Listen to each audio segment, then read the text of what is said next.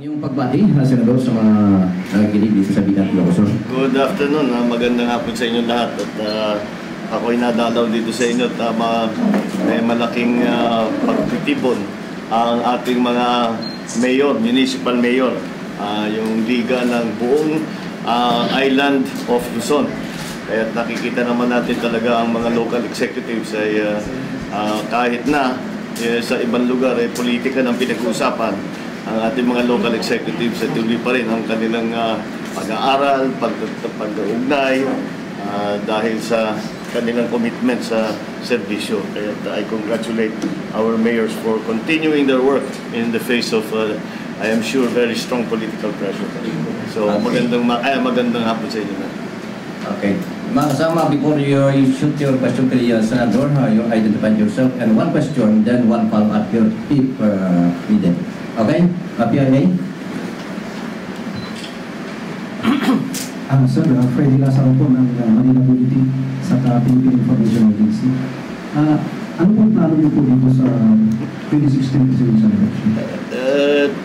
Alam nyo, hindi ko pagka meron kaming ginagawa, mga politiko, pagka meron kaming plano, hindi namin tinatago sa inyo yun. Kayong unang sinasabihan namin.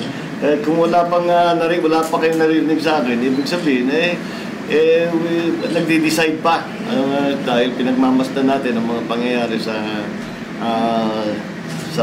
larangan ng politika. Alam naman natin dito sa itong eleksyon na ito ay nakakaiba. At nasa mag-Agosto na tayo, hindi pa maliwanag kung ano ba ang mga parti-partida, kung sino ang mga tataksim at sino mga deklarado pa lang na kandidato for president is only the vice president at saka si Senator Alan Peter.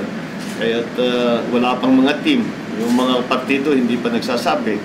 Kaya siguro pagka medyo mas maliwanag yung sitwasyon, mas madali siguro gumawa ng mga importanteng desisyon na gano'n kung ano yung plano sa susunod.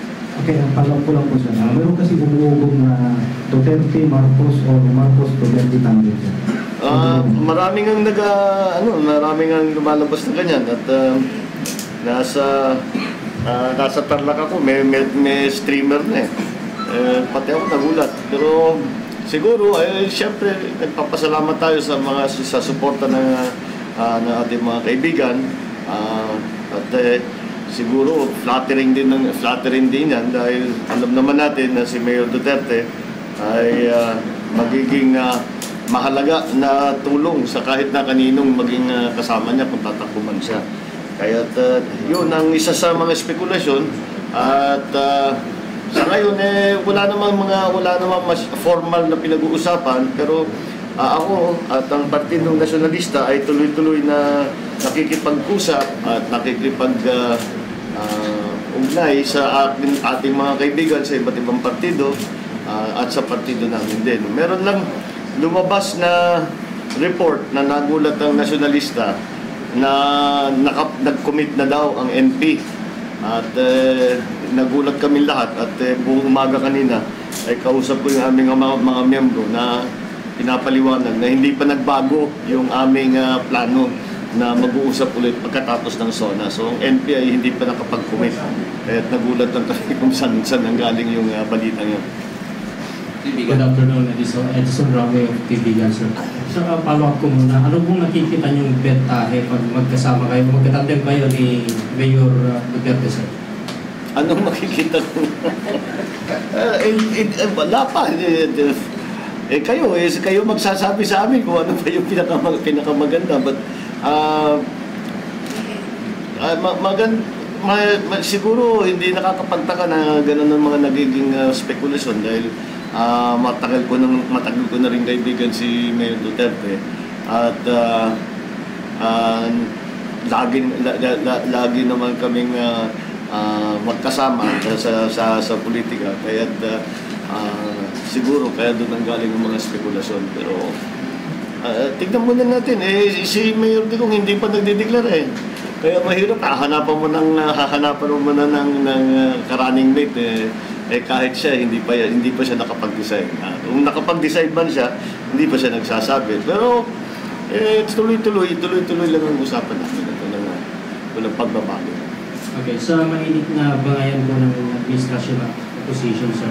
Kayo po, nasaan po kayo doon? Sa Opposition? ang nationalista, formally, technically, naka-coalition sa liberal ngayon. Pero very yung siguro masasabi natin na yung coalition na yun very loose. Dahil nung 2013 naglaban din yung magkabilang partido na sarili nilang mga kandidato sa iba't ibang lugar. Kaya't pabago-bago ang ang aming nagiging relasyon. Palagay ko hindi not necessarily na magpag-coalition ng NP sa LP sa darating na halalan. Pero simple lang naman sa nationalista at meron kami mga potential na candidate kaya titignan namin kung sino anong pang gagawin ng partido and kung kanino makikipanig pagdating ng panahon.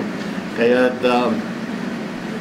may mga option naman kami at marami ring mga ibang yung mga ibang partido na lumalapit sa nationalista. So sa palagay ko ganun na nga ang mangyayari, makikipag-alyado ang nationalista sa isang grupo para maging involved sa politika. Hindi naman kami pwedeng ang nationalista is a national party as the oldest party. Hindi naman maaaring pabayaan na wala nang mangyari kung hindi kami ma-involve o magposisyon sa especially presidential election. Kaya titignan natin. Sa ngayon ay pinag-uusapan pa lang namin at kinakausap nga namin ang mga kaibigan natin sa iba't ibang partido. At baka in the next few weeks meron na kaming maibabalita sa inyo. Dahil sa ngayon marami na nga kaming nakakausap. Premature pa ngayon na mag-announce ng kahit na anong pagsasama. Pero mukhang maganda naman ang nagiging usapan at dumadami ang mga kalyat. Kung sakali, sir, nakahanda ba kayong kalabanin yung mahimik na Senador Facebook?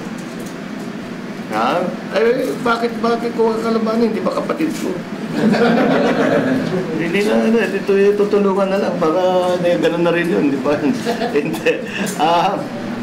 Wala. Kaya nga, kasama na rin yun sa pag-analyze, ano? Sa pag-analyze ng political situation. At marami rin ngayon, marami nga lumilitaw na issue at nagpapabago-bago talaga. Ibang klase itong eleksyon na ito at hindi kagaya ng dati na gantong panahon. Less than 1 year sa eleksyon, alam na natin kung sino mga kandidato, sinong leading, sinong malakas, sinong mga kasama. Ngayon na iba. Sir, Brian Lobo, Iglesias. So, pero yung probability ng pagtakbo niya sa higher position, mga ilang percent yung... Alam mo, marami ang tatanong sa akin yan, hindi ganyan ang pagdesisyon. Hindi mo masasabi na dahan-dahan kang kinukumbinsi. Hindi na nasa 10% ako, nasa 50%. Ang pagdesisyon tungkol dyan, napaka-importanteng desisyon na yan, napaka-komplikado ang sitwasyon. Ay kailangan makikita mo kung talagang pag naging maliwanag na sitwasyon, at sa palagay mo, bilang isang kandidato, meron kang plano na maganda na maipapanalo mo, yun ang magde-decide para sa iyo na kung ano ang gagawin mo. Sabi, pwede tayo mag-governor, pwede tayo mag-mayor, pwede tayo mag-senador. Yun, mga ganun lang. Pero hindi yung isa lang ang tutunguan mo at parang tinutulak ka na papunta doon. Dapat, although maraming tumutulak na ganito ang gawin, ganyan ang gawin, ang desisyon na yan ay na pinagbabasihan yan ay kung ano ba talaga ang political terrain para malaman kung ano bang kaya. Kung may posisyon, pag pinagmasdan mo na mabuti, sabihin mo, kaya naman siguro may panalo yan. Gumawa tayo ng magandang plan. Meron tayong, alam ko na kung paano ipanalo yung kandidatura na yan. At kaya mong gawin yung kailangan gawin. Yun ang magbibigay sa'yo ng kumpiyansa na kaya ko ito, papasok ako. So ganun ang proseso yan sa pag-design. Pero meron kayong siniset na parang date ultimatum ko hanggang kailan mag-decision? October 16. Deadline ng filing. Ganyan naman talaga.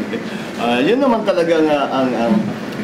talaga ang hard deadline yung ano. Kaya kahit sa local makikita ninyo minsan hindi mo malaman hangga't talaga yung deadline ng filing, hindi nyo malaman kung sino magme-mayor, sino magbabayis, sinong tatakbong gobyerno, ganun. So yun ang sitwasyon din sa amin. Okay. Commander, Good afternoon, sir. Rex Untriel from DWRS. Senator, kung magiging presidente po kayo, ano po yung unang-unang yung gagawin? Halimbawa pagbabago dito sa bansa natin?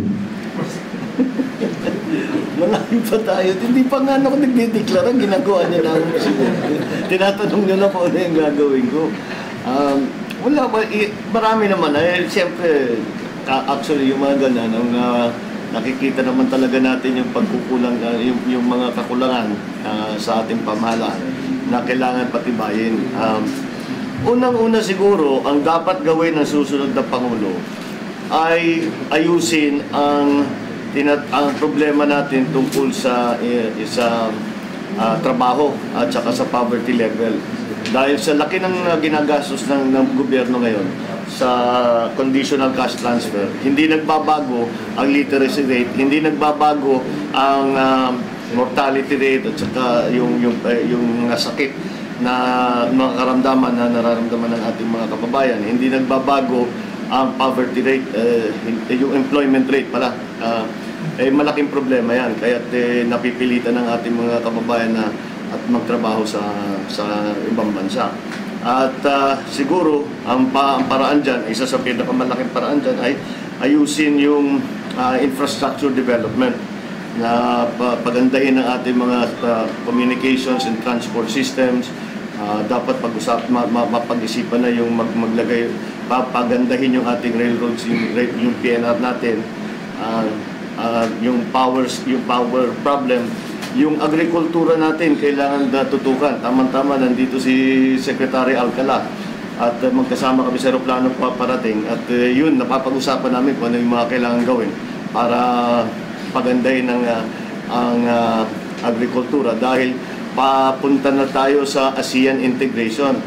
At ang magiging pinakamatindi na kompetisyon ay sa agricultural sector. Kaya siguro yung mga bagay-bagay na yan ang dapat tutukan ng susunod na administrasyon. Alam ko natin, Senator, na ngayon ay marami pang mga Marcos loyalists, dahil mga matanda. Marami na po bang lumapit sa inyo na sabihin na tatakbo ka? Marami na. Sila nga nagsimula nito lahat na mga usapan na tatakbo ng higher office dahil ang aking iniisip noon ay mag-re-electionist na senador at meron pa naman akong isang term. So first term ko kasi ito. So siyempre ako ay swerte rin naman ako na marami akong option. Kaya maraming pagpipilian na kung ano yung magiging plano. Pero napapasalamat nga ako sa kanila at maraming ang nagsasabi na dapat kang tatakbo at palagay namin. At tinatanong ko bakit sa palagay nila meron ba tayong maitutulong, meron ba tayong mapapaganda, meron ba tayong magbibigay ng progreso. May kumpiyansa naman daw sila na ganun. So, yun ang pinakamahalaga kung talagang makakatulong. Pero, siyempre, hindi lamang ang mga loyalista ang magboboto sa halalan. Kaya kailangan pakinggan lahat ng panig. Thank you, Senator. Salamat. Lito Javier po, Rambo Radio. Friend po ninyo sa DBM sa Facebook. Okay. Sa kapala doon. In case if you run, Mr. Senator, do you still consider po yung mga negative luggage issues against your former father president? And how do you take it for the ones like that? Hindi, palagay ko, well, I'm sure kahit naman sinong kandidato, kahit naman anong posisyon, mayroong magbabatikos. Yan ang kampanya. Kaya kasama na rin yan. Siyempre, hindi ka tatagal sa politika ng labis ng 20 taon kung hindi ka sanay na sagutin yung mga ganyang klase. Lalo na yung tungkol sa father ko, 30 taon na narinig, pare-pareho lang naman ang sinasabi. So, pare-pareho yung sinasagot ko. Pero hindi na yun ang issue ngayon. Siyempre, babanggitin niya ng mga kalaban at gagawin nilang pangit, gagawin nilang masama, gagawin nilang kung ano-ano. Marami silang sasabihin. Pero, sa nakaraan naman 30 taon na alam na ng tao kung ano yung totoo, kung ano talagang nangyari, at kung ano yung propaganda. Mabuti ngayon, alam mo, Pinoy, ma-intelihente Pilipino, hindi mo naman kayang bulahin, hindi na kayang bulahin ngayon yan. Kaya, alam naman ng tao kung ano yung totoo. At yun lang naman yung pinaglalaban natin yung katotohanan. Isa pa, sir. Ito pa yung, I think, pinakamabigat na issues na haharapin at dapat resolbahin ng susunod na maging presidente, yung issue po ng West Philippine Sea. In case po na kayo ang nandun, ano pong dapat natin gawin? Kahit naman hindi. Ang dapat natin gawin ay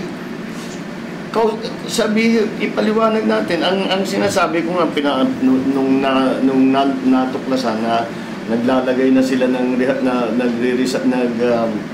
lalagay na sila ng mga airstrip, naglalagay na sila ng mga facilities doon. Ang dapat sana ginawa ng Pangulo ay tinawag yung Chinese ambassador. Sabunin niya, sabihin niya kung ano yung problema, bakit ganyan ang ginagawa. At sabihin, hindi makakatulong lahat ng ginagawa ninyo, magkaibigan tayo dapat, bakit ganyan ang trato ninyo sa amin. Dapat, pero kailangan ng Chinese ang kausap niya. Pagkatapos niya sabihin at ulitin yung posisyon ng Pilipinas tungkol sa West Philippine Sea, ay ang susunod na tanong, ang sunod na dapat maging usapan, ay paano natin ngayon ayusin ito? Hindi natin pwedeng pabayaan ito na ganito lang. Kasi kailangan ay pagtanggol natin yung ating teritoryo at hindi naman basta't ang pinaka-importanting paraan para magkaroon ng kahit na agreement between the two countries, mag-usap ang dalawang bansa. Ngayon, yung ginagawa ngayon sa Hague, isang pararaan yan. Pero palagay ko, importante rin nakausap natin ang China. At sa lahat ng pamamagitan, hindi lamang sa formal na government to government, yung mga ambassador nag-usap, kundi lahat ng kung sino man mga contact natin, dapat gamitin natin para maayos yung problema yan. At hindi maayos yung problema yan hanggat meron tayong magandang usapan sa China. Do you consider na ibalik yung base militar ng US sa Pilipinas? Hindi pwede. Nasa Constitution. Nasabi sa Constitution, hindi na pwede magkaroon ng base rito. Pero, yung ginawa si EDCA, bali, gano'n na rin ang ginawa. Iba na, tinatawag lang nilang rotational. Pero ang katotohanan, lahat naman nung Subic tsaka Clark, rotational, wala namang naiiwan dyan na habang buhay. Kaya for all intents and purposes, yung EDCA, meron na rin tayong American presence dito. But yung sa diplomasya, dapat kalimutan muna natin yung old style. Yung sinasabi, kampi ako sa China, kampi ako sa Amerika. Kalimutan na natin yung kakampi ko Pilipinas, kung ano yung mabuti para sa Pilipinas. Yun lang ang dapat natin isipin. At nagkataon na tayo sa Pilipinas, very strategic ang kinalalagyan natin. Kaya't nagiging importante tayo sa lahat ng magiging world power, lalo na dito sa Asia.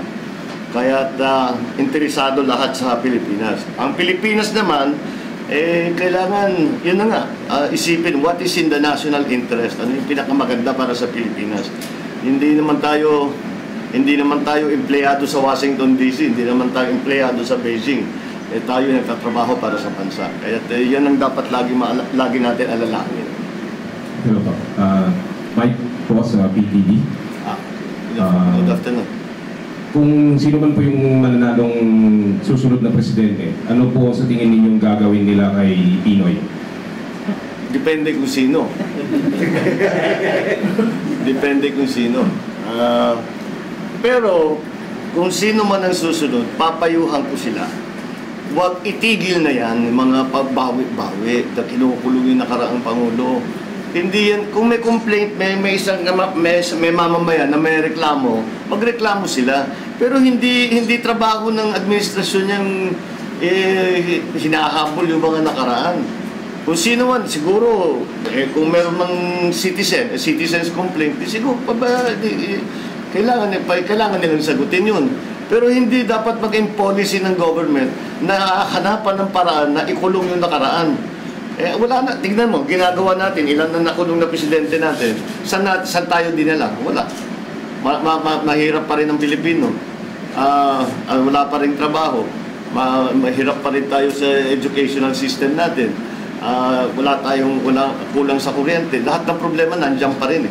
Kahit nakikita natin, walang silbi. Hindi nakakatulong sa bayan yung ginagawang yan. Kaya sa palagay ko, tama na yan. Balikan natin yung pag-iisip na ang trabaho ng administrasyon ay magdulot ng serbisyo sa taong bayan at magdala ng progreso sa bansa. Yun ang dapat natin isipin. Huwag na natin isipin yung nakalipas. Nandiyan na yan Kaya ayusin natin itong nandito sa harap natin. Yan ang sa aking palagay ang dapat na maging attitude ng susunod na administrasyon. My last question, Mr. Senador. Nandito po si Vice Gov. Bibi mula sa Solid North. Kung may babalik ba at maninindigan ng mga tiga-norte na backupan po kayo, hindi pa po yun sapat para kayo ay tumakbo? Hindi maliit na bagay yun. Dahil pag sinasabi ngayon yung Solid North, ang Solid North ay hindi na North na lang Marami na tayo kahit sa ibang lugar. Galing din ako dito sa nakaraang ilang linggo, ilang buwan. Pabalik-balik ako sa Mindanao, ang dami na rin Ilocano doon. Kahit sa Visayas, marami na rin tayo. Kaya importanteng boto ng Ilocano. At pagka ito'y nabuo, since 1986, hindi natin nakita ang solid Ilocano vote.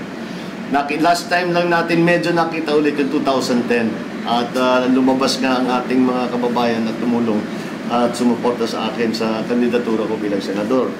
Kaya kung kahit ano man, kahit basta especially national position at kahit sa pang-senador, vice, sa presidente, mahalaga talaga ang Ilocano vote. Kaya pag masasabi mo, unang-una na masusolid mo yung Ilocano vote at pangalawa, at sa'yo yung Ilocano vote, malaking advantage talaga yun. Siyempre, kasama yan sa pagtitimbang sa mga gagawin, sa decision na gagawin para sa susunod na halaman.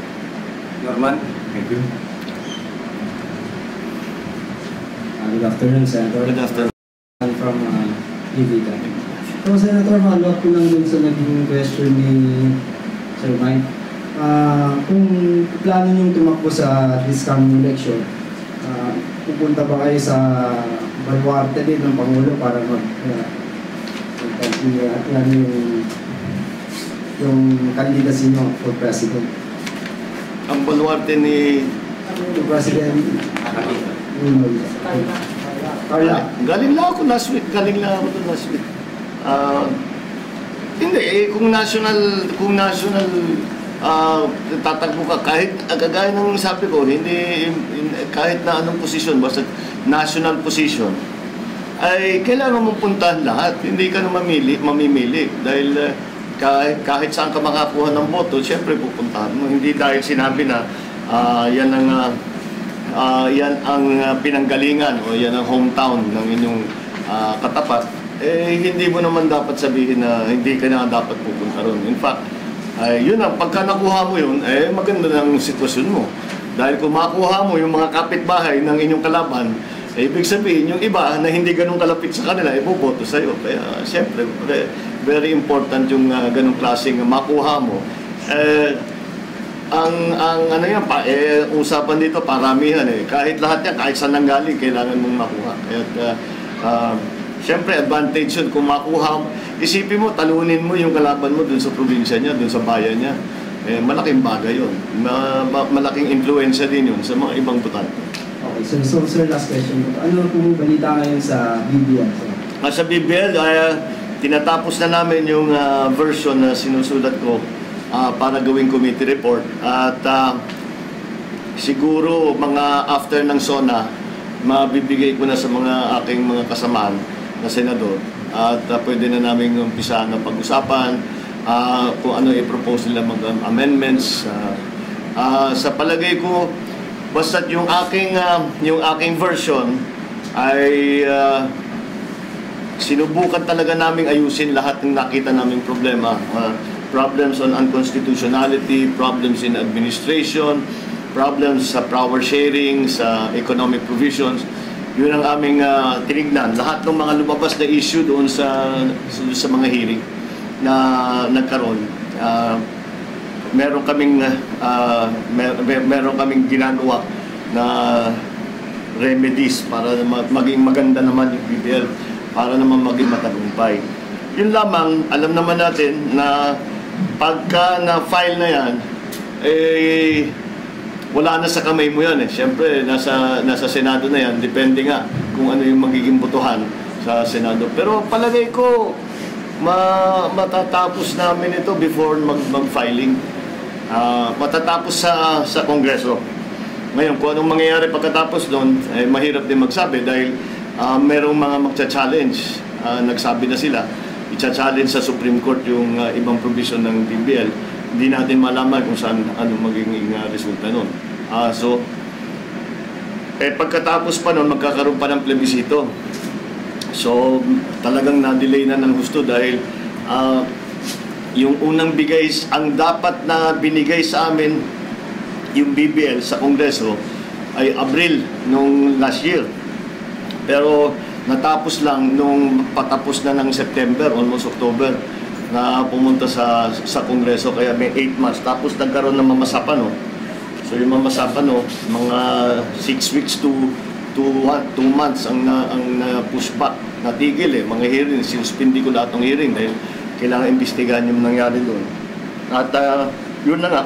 Kaya na-delay, kaya naman napunta na tayo. Siguro kung hindi nangyari yung mga delay na yun, baka ngayon nagdidebate na kami sa Senado at mas makahabol yung gusto nilang gawin ay habol sa bago ng eleksyon. Pero napaka-importante at saka napaka-komplikado ng BBL kaya hindi ako pumapayag na madaliin. Dahil sa kakamadali nila, nakita na pag titignan mo, babasahin mo yung BBL, ang dami talagang mali. Ang daming problema, ang daming hindi maliwanag, ang daming hindi legal. Kaya yan ang sinusubukan naming ayusin ngayon. Sa palagay ko naman, makakagawa tayo ng magandang version. Sana mag-survive yung version na yun sa pagdidebate, pati sa bicameral committee sa House at saka sa Senado. So, basta't gagawin ko yung trabaho ko at hindi ako papayag na madaliin, hindi ako papayag na magpa-railroad at sa ganun magiging maayos ang pagdidebate, pagdidiskusyon, pag-aaral ng paggawa ng bagong version ng BBL. Thank you. Okay? Thank you, sir. May last question pa po ako, Ryan Lasso po ng PTV Locos. Nung previous years po, madaming mga negative na binabato sa mga issues sa family nyo. At this time po may mga lumalabas na rin sa social media, sa Facebook na parang nakikita na nila yung magandang advantage ng administration po ng the late President, your father, na naging magandang economy ng Pilipinas. Pinapakita doon yung comparison ng administration ng iba't ibang naging president at nakita po nila yung magandang feedback. Ano pong na-feel natin ngayon? Na-overwhelmed po ba tayo? Hindi naman, dahil siyempre, noon pa, nung maraming nagbabatikos, maraming kung ano-ano sinasabing mga aligasyon, hindi, alam naman, kasi yung advantage namin ng pamilya Marcos, alam namin ang katotohanan Kaya hindi namin masyadong sinasabi, lalabas at lalabas din ang katotohanan dyan. Kaya mahaba, it took a long time, it took about 30 years. Pero dahan-dahan lumalabas na talagang, kasi may pagbabasihan, basis for comparison. Yung dati, basta puro mga kritiko, pagkakamali ang sinasabi, Ngayon na binigyan ng pagkakataon yung mga kritikong yun na sila ay umupo at nakita naman yung performance nila, ikumpara nga sa performance ng aking ama, maliwanag naman na mas magandang naging sitwasyon ng Pilipinas nung panahon niya. Kaya siyempre natutuwa kami na sa wakas itong ang katotohanan ay lumalabas.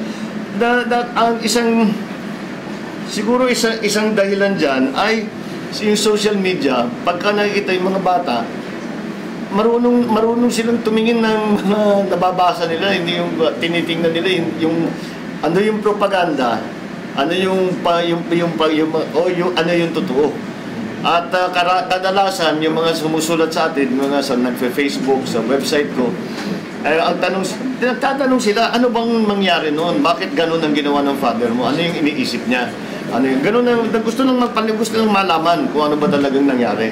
Pero kasi hindi na nga nadadala dyan sa mga propaganda dahil actions speak louder than words, di ba? So kahit na anong salita, kung hindi naman nag-produce, hindi naman nag-perform, wala rin. Kaya naman siguro nangyayari na ngayon yan. Ako hindi na masyadong nakakabalik dito. At iba na kung saan ako napupunta, lalo na nung sa pag-aaral nitong BBM. Pero I'm happy to have this opportunity na makipag-usap ulit at makasama ang ating mga kaibigan dito sa Norte. So maraming salamat sa magandang hapon sa inyo. Thank you, Senator.